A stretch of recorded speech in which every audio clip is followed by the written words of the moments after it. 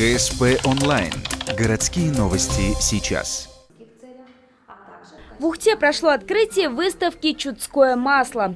Для любителей живописи специально из Финно-Угорского этнокультурного парка села Иб привезли 10 картин, написанных нефтью. Да-да, вы не ослышались, эти картины, пейзажи, в том числе и морские, а также зарисовки из жизни нефтяников, исполнены черным золотом. Их авторы – петербуржец Виталий Касаткин и художница Любовь Маковская из Тюмени. Они передали свои оригинальные картины в Кометнопарк, а там решили, искусство нефти должны для себя открыть все жители региона.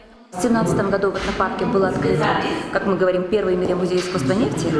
И он всегда вызывал огромный интерес у наших гостей этнопарка. И поэтому мы решили их вывозить. И это стало возможно благодаря гранту Лукойла, который мы выиграли в 2018 году. И сейчас мы их вывозим в муниципалитеты, где как раз ведется нефтедобыча. И вообще проект выиграл грант в номинации «Экология». Название «Чудское масло», к слову, имеет непосредственное отношение к Ухте, родине первой российской нефти. По преданию, именно чудские племена, жившие вблизи будущей Ухты, первыми начали использовать нефть из природных месторождений. Теперь она не только топливо, но еще и источник вдохновения. Сейчас искусством нефти будут вдохновляться все посетители корпуса АУГТУ. Именно тут, в фойе 3-го этажа, решили разместить экспозицию.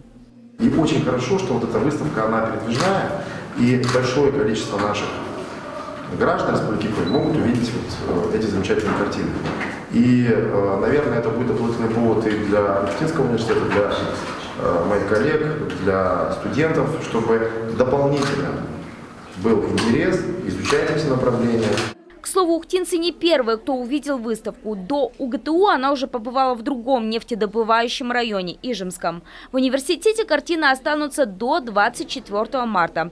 После с экспозицией можно будет ознакомиться в историко-краеведческом музее. 16 апреля «Чудское масло» отправится в Сосногорск.